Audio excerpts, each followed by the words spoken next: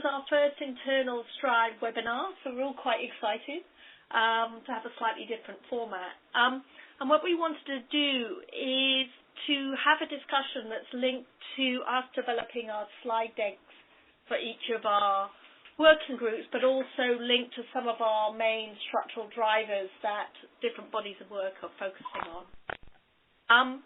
And what we realized at the annual meeting, or what we started to discuss then, was, are we in a position to not only synthesize what we know about intervention evidence around different structural drivers, be it stigma, be it alcohol, be it violence and gender inequality, but also, are we, when we produce our slide decks and start to synthesize that evidence, are we doing it in a consistent way so that essentially we can all pick up each other's slide decks and use them with a confidence of knowing what a ranking means?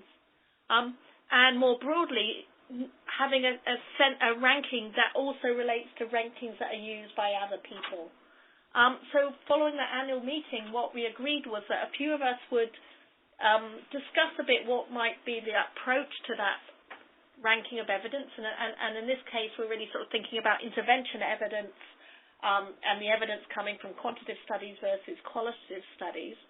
And so James, Catherine, and I have had a couple of meetings to and Shari, yes, we pulled in Shari. Sorry. Yeah, to say, well, what might be the approach to do this?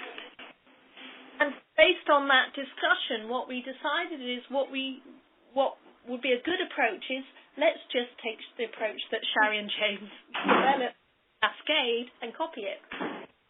But essentially the focus is on synthesizing a standardized approach to synthesizing evidence, quantitative evidence on the effectiveness of interventions that we can each use in our slides. Also then that we have something that we could pull together as a combined Strive output that we could then link to the broader academic literature. So the proposal is that for our slide decks, when we're synthesizing evidence, we're going to use the same, classification code, I suppose, of synthesizing where the evidence is that James and Shari use for their cascade paper. And to help you understand what that looks like, Shari's going to talk you through that and the approach. And the reason that it's appealing not only is because it's something that's very different that we can link to, but also because it's pretty easy to do. So the idea is that we don't create loads and loads of work for ourselves in trying to synthesize our evidence in a consistent way. So with that, I'm going to hand over to Shari to talk us through that approach, not only in terms of their synthesis of the overall evidence, but then what it looks like when you apply it to stigma. Then we can open it out for discussion to get people's thoughts about whether they're happy with this as an approach, or if there are any questions about the particulars of what it might look like for the different forms of intervention evidence that they might be trying to synthesize. So over to Shari now. So I'll first start with an overview really of the paper that Charlotte referred to, talking a little bit first about kind of the development of this, the thinking behind this prevention cascade to begin with, and then some of the mapping work that we did to fit evidence along that cascade. So it's work that I did with James and Bernie Henson, who some of you know, as well as a colleague from Nottingham University. So nothing new. Why is this an important issue, HIV prevention? You know, what was the sort of background for our paper? So the very recent UNAIDS GAP report said quite clearly that we're sort of, our current efforts are putting us off track of achieving fewer than 500,000 new infections by 2020. But there has been success in the treatment, in uptake of treatment, but the decline in new cases is lagging behind, is slower than HIV mortality. And we really need to ensure that there is more of an accelerated decline in incidence unless we want to maybe see kind of a rebound of the epidemic, particularly in certain key populations like young women, female sex workers, and men who have sex with men. So this is just ways of thinking about where incidence might be occurring in order to understand and think about where different interventions might fit.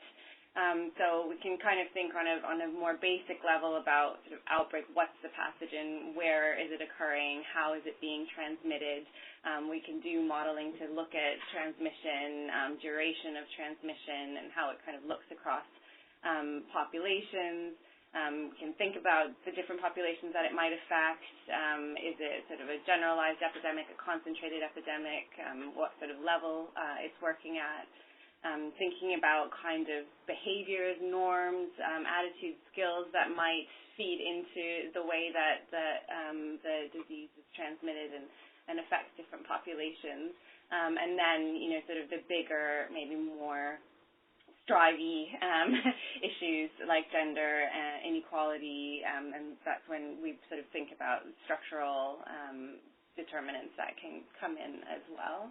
This is just to kind of show that, we're not the only people that are thinking about ways to frame or to think about prevention. There are a lot of different models and concepts that people have come up with, different theories to frame the issue. And so, we're not really talking about anything new, but this is just sort of the approach that we used, really. So historically, or at least before James and I started this work, I should say, so we were initially asked to just look at kind of the evidence on sort of structural interventions for HIV prevention. And it was really through doing that it became really obvious that was a really difficult thing to do, because first of all, the definition of structural varied so much. From paper to paper and author to author, and it was also that what did that even mean when you had a structural component that was combining biomedical tools and behavioral strategies? So maybe when classically people kind of talk about these three different tiers of types of interventions, so biomedical, behavioral, structural, and then they talk about combination, and it's sort of a combination of all those different interventions, but it really doesn't make too much sense we didn't feel, to really have these very clear-cut groupings, and to think about doing literature reviews that way, for these specific grouping. So, and I'll talk about that a bit more when I go into actually what we found.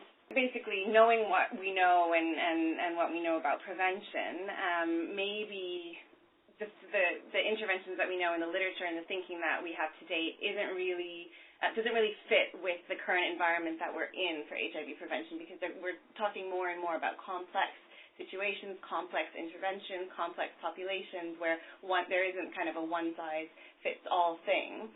And so this artificial kind of separation of biomedical, behavioral, and structural means that we don't really understand how each component of them might work at a population level. So we really need to do a bit more thinking about how that might work at the population level. So so far, but now we've produced this paper, there's been an absence of a sort of integrated framework that kind of looks at prevention interventions and how to scale that up for population level impact. So in the past, cascades aren't really new in HIV. There's certainly treatment cascades that have been talked about for a long time, particularly with PMTCT and provision of HIV care. But how do we apply that to a prevention situation where we're talking, are we talking about certain populations? Are we talking about doing it in the community? Are we talking about doing it in a facility? So, we've had to do sort of a lot of thinking about what does that actually mean, and kind of where do different bits of types of interventions kind of fit in that kind of prevention pathway. Because so far the cascades that we have, they really only apply to acquisition, not necessarily transmission, and that's a really key thing to understand when we're talking about prevention. And usually, because of this sort of structural biomedical behavioral thinking, you're just kind of looking at sort of one mechanism of sort of acquisition.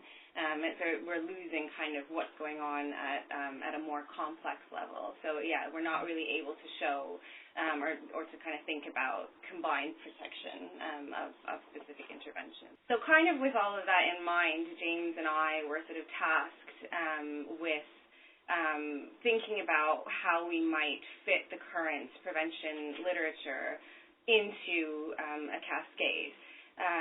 So there's been a lot of progress in biomedical HIV prevention interventions. There's a lot of good evidence on that. But again, understanding how to go from that sort of specific individual level biomedical effectiveness onto sort of population level efficacy, that's kind of been the piece that's really been missing, especially sort of large scale and kind of done in multiple different contexts. So we really set out to kind of consolidate the literature that's currently out there on prevention. We were initially tasked with doing this, and I'm sure I think even last year in Oxford, I kind of alluded to work that we were doing on this. So we were initially tasked with doing, these separate biomedical, structural, behavioral reviews, and it just became very, very obvious as soon as we sort of had amassed all of the literature that that wasn't really going to work, and then we had this kind of fun activity of taking all the literature that we found and putting it against this cascade. So what we did was basically 3 independent systematic reviews of systematic reviews. So very fun. We did 3 independent searches, as I said, for biomedical, structural, and behavioral interventions. These are the databases that we searched. We only included reviews that were published after 1999, or 1995, and we extracted primary studies from the reviews if they looked at HIV incidence, prevalence, condom use, or uptake of testing as outcomes, and if they were implemented in low and middle income countries. So this is just to show you the flow of the identification of reviews. So we started out with quite a few, and these are reviews. I mean, these are kind of numbers that you would even expect in pure, looking at primary studies, but, we did start out with quite a few systematic reviews, but we ended up with 90 in the end across those 3 categories. And then within those, I'm sorry, I still need clarification on that last number, so I didn't lead the review on biomedical studies. But we ended up, after pulling out all of the primary studies from these reviews, removing ones that didn't have the outcomes of interest to us, that weren't published in low and middle income countries, or studies that were ongoing. We included 336 studies. Although, as I said, so we did these 3 independent searches for interventions, we realized that, especially with the structural behavioral stuff, there was a real kind of murky gray area where it was very difficult to call something one or the other. And so it made more sense, we thought, to kind of to break it into these categories. So demand-side interventions, supply-side interventions, adherence interventions, and then direct mechanisms of HIV prevention. So the direct mechanisms, you can see these are sort of the biomedical tools. They're kind of just straight up things like PrEP and condom and male circumcision. But the gray area really existed in these other demand-supply adherence. So just looking at this, with the lens of when I first started doing this, so the stuff that fits into adherence, so like socioeconomic interventions, are sort of historically, and what I found in doing the searches, those are the things that are actually described as the structural interventions, so microfinance interventions, cash transfer interventions. But we also thought those are things that are basically supporting adherence. So counseling is also something that would fit in that sort of level of intervention, but that would certainly that didn't come up as sort of a classical structural intervention when we did the search. That was something that came as a behavioral intervention. But then other things, so like condom distribution, community-level STI interventions, these things are all, the supply side, those are also kind of referred to sort of as the structural interventions. But and I'll talk about it in a bit more detail in a minute, but we found that there was also a lot of overlap with those and other things that were classified as behavioral interventions. So just to sort of talk a little bit about why and how it was sort of so murky.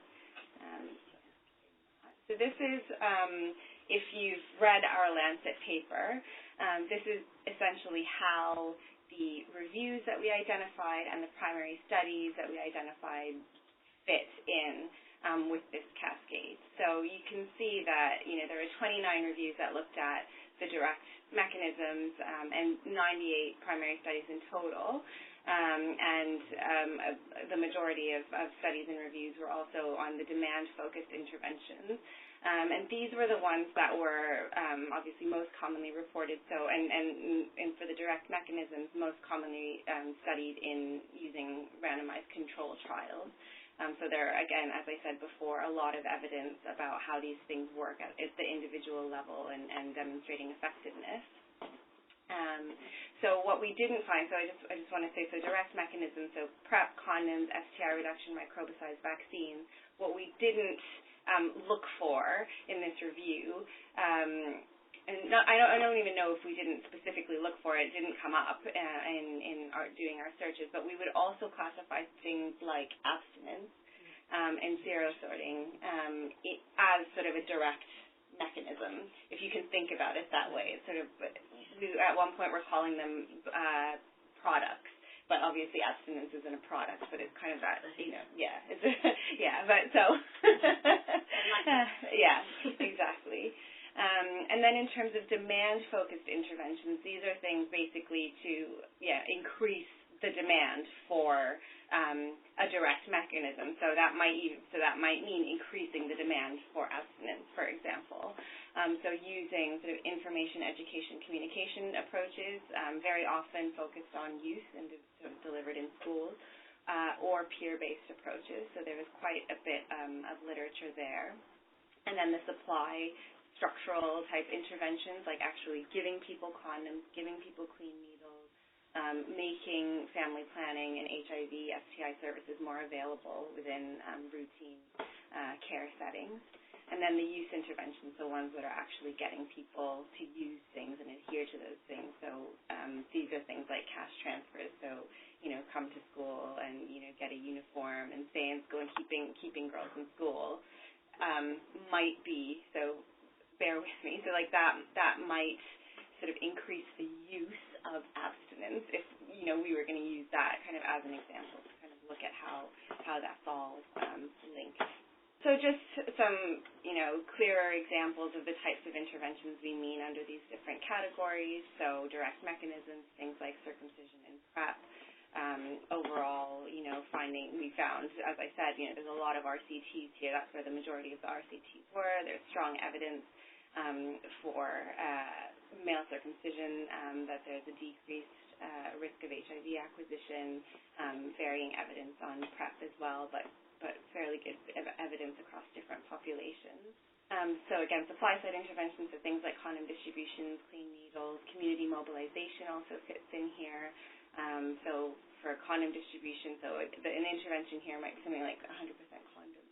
So like literally making them more readily available to people. Demand-side interventions, so these are, as I said, peer-based approaches, information, education, communication approaches. So, things like, as I said, often targeted at young people, essentially just making communication about different tools for biomedical prevention more available, telling people about using condoms. And then the youth-focused approaches, so counseling approaches, for example, doing one-on-one counseling sessions with people living with HIV, or something like a cash transfer to keep young girls in school to promote safe sexual behavior.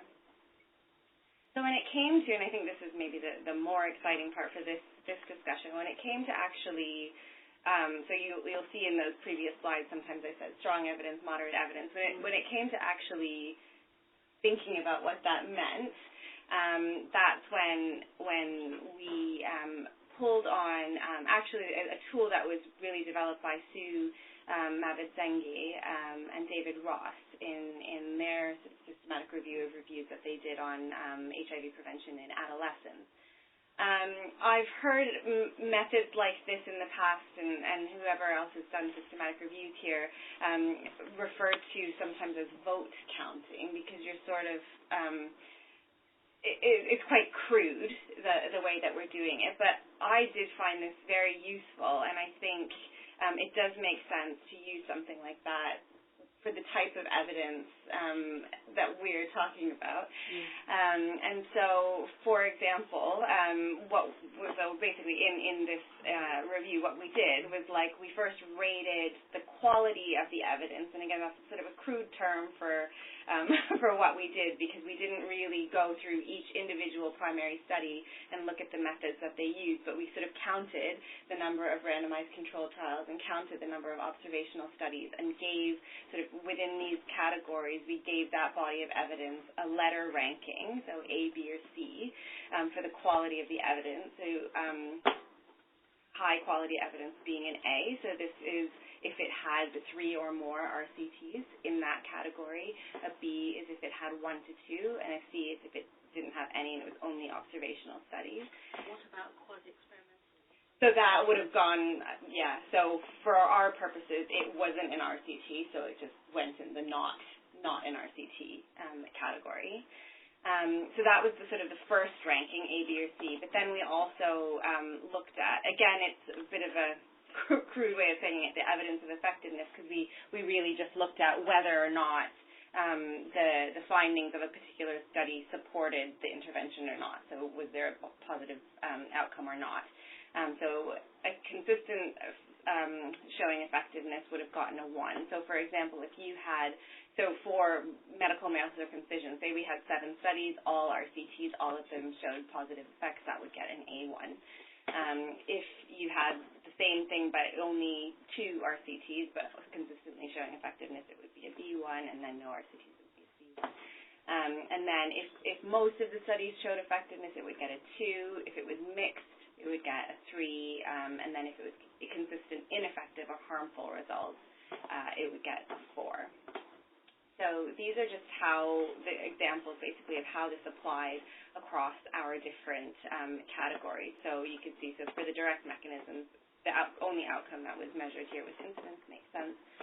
But you can kind of see sort of the range of kind of scores. So for example, if we just look at male circumcision and the heterosexual risk from female to male, that was where, there were 3 RCTs. All of the studies of the 38 that were included showed positive results.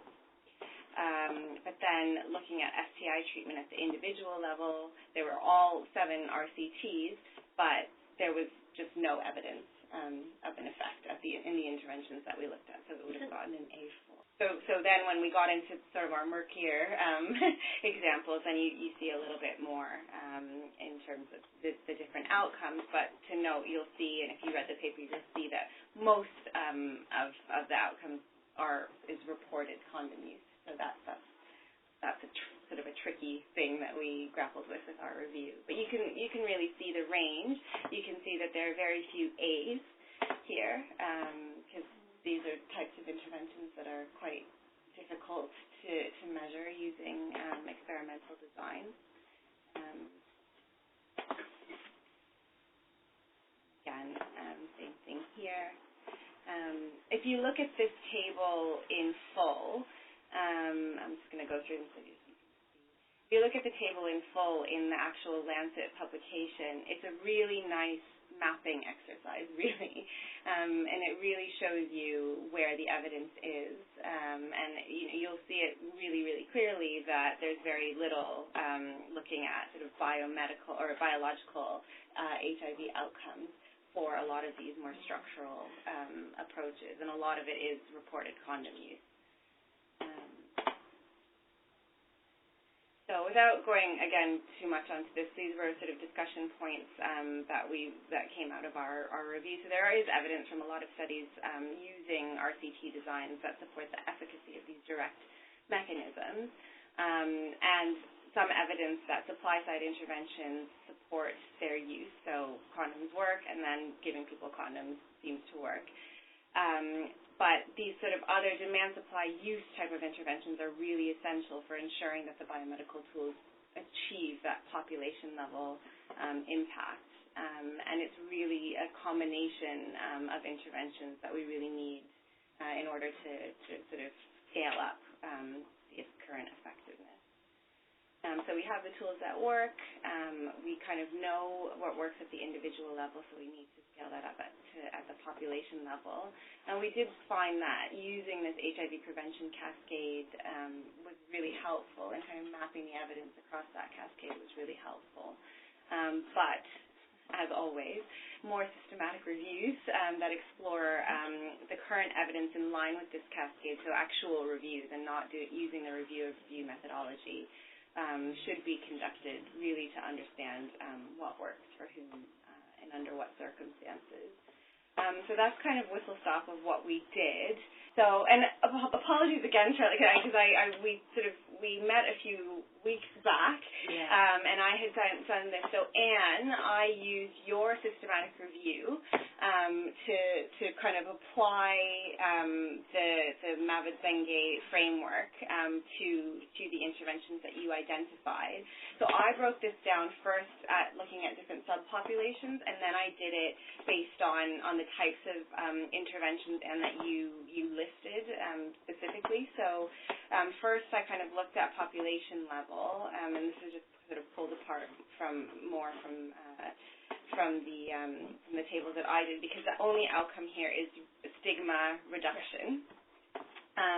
So, for example, there was one study that was focused specifically on men who have sex with men, no RCTs. So it was an observational study, so it gets a C, but it reduced stigma, so it gets a 1. So again, the subpopulation of students, there were 14 studies, 2 RCTs there, so I got a B. And it was mostly positive results, but there were, I think, a couple of studies that showed no effect. Or one example, there, I think stigma actually increased. So it's basically really, really quite easy to do, especially when somebody like Anne has nicely gone through and identified all of the studies and pulled out, the types of study designs. And did it have a positive effect? Yes, no. Really, really easy to do. This probably took me, I don't know, 20 minutes. Yeah, half an hour to do. And then I did that I also broke it down, so the numbers kind of overlap. I also broke it down by structural type interventions, biomedical type interventions, counseling-based interventions, and then other sort of mixed interventions as well. And so across the board, if we sort of group this as a whole, stigma reduction interventions, I think it would get a B, because Anne can maybe mention later, but I think on the whole there were probably 4 or 5 RCTs out of 48 studies altogether. So that is fantastic. Thank you, Shari. So we're going to leave this slide up, because this is basically what we're thinking about doing for us to try and synthesize then across our different types of interventions. What do we know about the current evidence base? So, for example, we could do a table like this for interventions that to prevent domestic violence, for interventions to address alcohol use. If there are interventions that impact on transactional sex. But the idea is then we get this synthesis that we're just as part of our slide deck, then we would then have that standardized in terms of the way that we're categorizing evidence that everybody is using. It also means that when we start doing our synthesis across the slide decks, we can also then produce a summary of evidence on structural interventions that report on the relationship of these interventions to those different structural drivers that will complement the Lancet paper that James and Shari have produced. So we're thinking it might be quite nice, because then we can also have that additional layer and go, well, the Lancet didn't look at what are the interventions that impact on structural drivers. Here is that evidence base. So we were thinking in a couple of different ways we can use these syntheses, both for those different slide decks, but also for us to develop that bigger narrative about structural interventions. In this case, all of the intervention studies looked at the impact on stigma, so we're only looking at one outcome. But in other cases, it might be that there are multiple structural outcomes. So if I think about alcohol use, for example, I don't know if the intervention evidence base talks, some prevention programs might impact on both heavy alcohol use and on levels of violence or something like that. So if you have particular interventions or cash transfers as well, that might impact on HIV-related risk behaviours, but also on levels of violence. We could also be expanding out our columns to look at multiple structural outcomes.